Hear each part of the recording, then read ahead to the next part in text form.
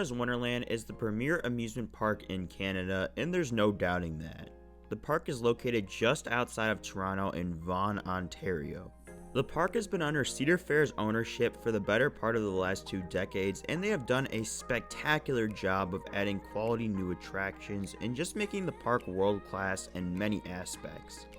The park is tied for the second most roller coasters out of any amusement park in the world, with their 18th roller coaster coming in 2023. Canada's Wonderland is also the most attended seasonal amusement park in North America, with their 2019 attendance numbers coming just short of 4 million people. And as far as I know, these numbers are getting larger. For those in America, Cedar Point had about 3.3 million guests in 2021, which is the park that always seems to sport Hour Plus lines for all of their best coasters. I've visited the park 3 times now, and I think I've got a good feel on how the park runs and how much I like all of the rides. So today, I'm going to be talking all about Canada's Wonderland, what I like and what I don't like. Plus, the major issue they have with crowds and why I don't think it can be fixed. Before we get into that, make sure to drop a like on the video and subscribe to the channel for more awesome content coming very soon. Now let's jump right in. Like I said earlier, this park has a lot of roller coasters, so let's go through a quick roundup. Leviathan is a B&M Giga coaster that is the tallest roller coaster in Canada, and it's a really fun ride. This is the prototype B&M Giga coaster, so the layout is basically like a B&M Hypercoaster, just with more turns and less airtime hills. However, that speed hill is a great airtime moment. The park's second largest coaster is Yukon Striker, a B&M dive coaster. This was probably the perfect addition for the park in 2019, as this dive coaster is probably the most intense dive coaster I've ever been on, with a total of 4 inversions including an awesome vertical loop.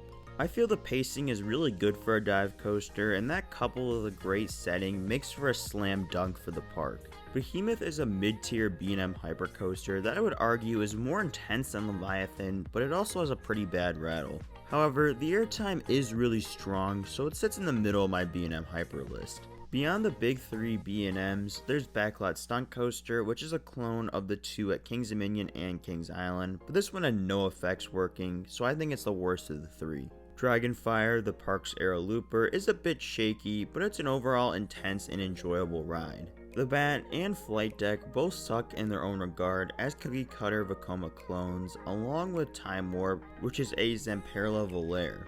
And the wooden coasters this park has are kind of the same. Wild Beast wasn't too rough, even though I've only ridden it in the front row, but it had a very uninspired layout. Also, this turn literally takes like a solid 15 seconds for the train to traverse. On the other hand, Mighty Canadian Mindbuster has a couple pops of airtime, but it's a lot rougher. Honestly, if they could RMC either one of those coasters or give them a Titan Track makeover, that would make the lineup a lot stronger. Vortex is the park's aero-suspended coaster that is probably the best non-B&M in the park.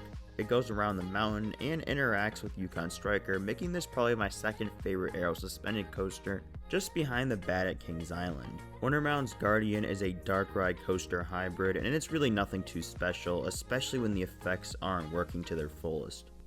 The rest are pretty cookie cutter, with Fly, the Mock Wild Mouse, Thunder Run, a Mock Powered Coaster, Silver Streak, the Vekoma Hang and Bang, Ghoster Coaster, the Junior Wooden Coaster, along with the Kiddie Coaster Taxi Jam. This year, they are also adding an Art Engineering family launch coaster in Snoopy's Racing Railway.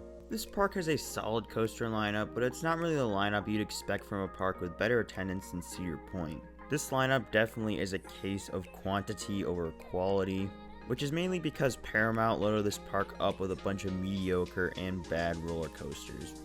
The 3 B&M coasters are all pretty good rides, but beyond that, the only coaster I'd say I really like is Vortex, which probably doesn't even crack the top 5 at other major Cedar Fair parks. While the roller coaster collection at this park is large, there's also an insane amount of crazy flat rides. I've only had time to experience a handful of these, but my favorite of the bunch probably has to be Sledgehammer, which is a very unique spinning flat ride that thrusts you up and down, giving you some solid airtime. There's also Cyclone, a Mondial Frisbee ride. I wasn't a huge fan of this ride. I did it about 7 years ago, but honestly it was so long ago, it's not fair for me to say if this ride is really good or not. Skyhawk is a Gerstlauer sky roller that you need to really have quite a bit of skill in order to give yourself a thrilling ride on. Drop Tower is a solid intamin ride that gives some good airtime and breaks somewhat close to the ground. Windseeker is basically just a sky screamer in observation tower form with almost no thrill element. As for the flats I haven't done yet, there's Wild Nightmares, an old Huss roundup style ride. Lumberjack is a Imperla Hawk ride that from my experience is usually really fun. There's also Riptide, the park's top spin, Shockwave, a Mondale top scan, and Soaring Timbers, which is another goofy Mondale ride.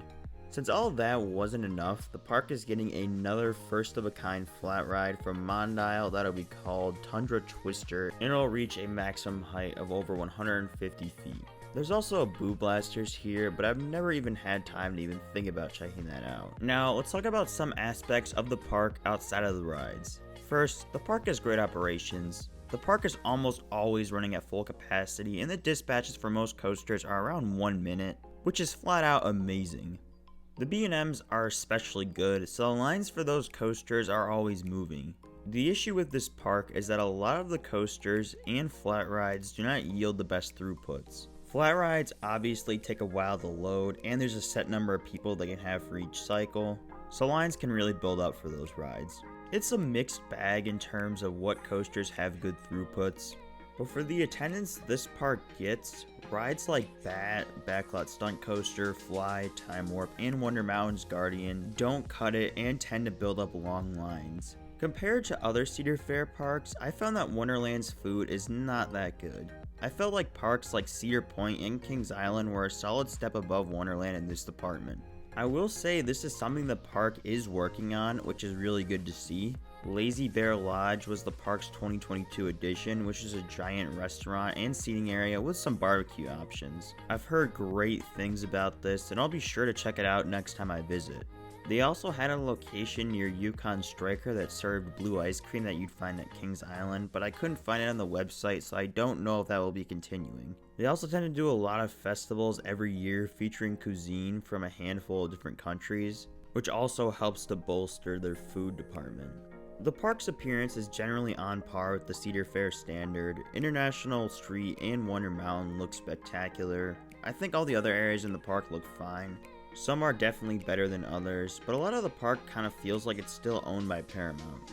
There's still sort of a light action movie feel toward the back of the park. It's kind of hard to describe, but it kind of makes it feel like Cedar Fair hasn't put as much money into this park as they have with other parks like Kings Island and Carowinds for area overhauls. So I hope we see some of that here in the future. That's pretty much a brief overview of the park, and it's a solid mid-tier Cedar Fair park. So let's talk about that Unfixable issue you clicked on the video for.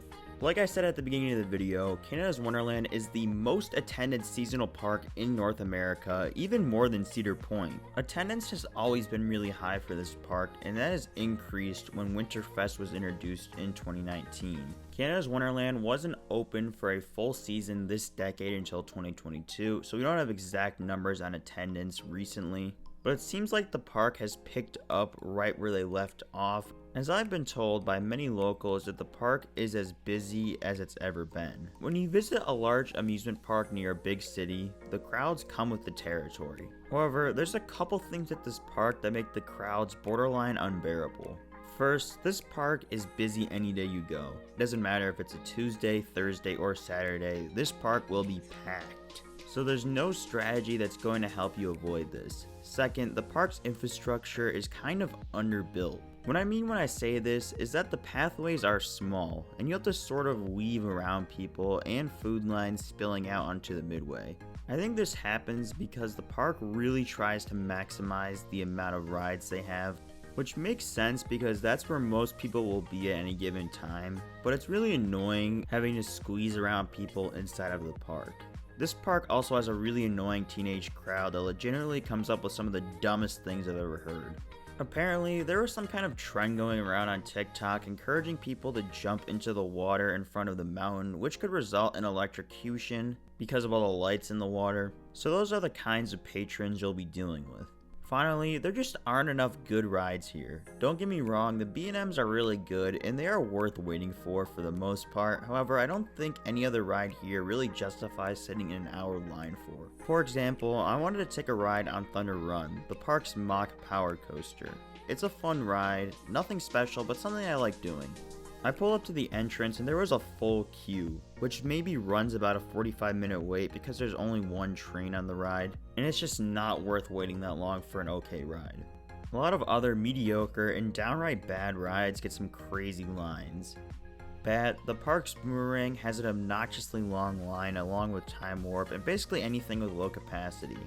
Also, since the best 3 rides here are the tallest coasters, the GP thinks that those are the best rides, so they always have huge lines regardless of capacity. For a lot of people, waiting in long lines, especially for short and bad rides, is just a miserable experience, and that's what makes this park hard to enjoy. It's not a knock on park management, it's just an unfortunate circumstance. They do the best they can with the hand they are given, and I truly appreciate that.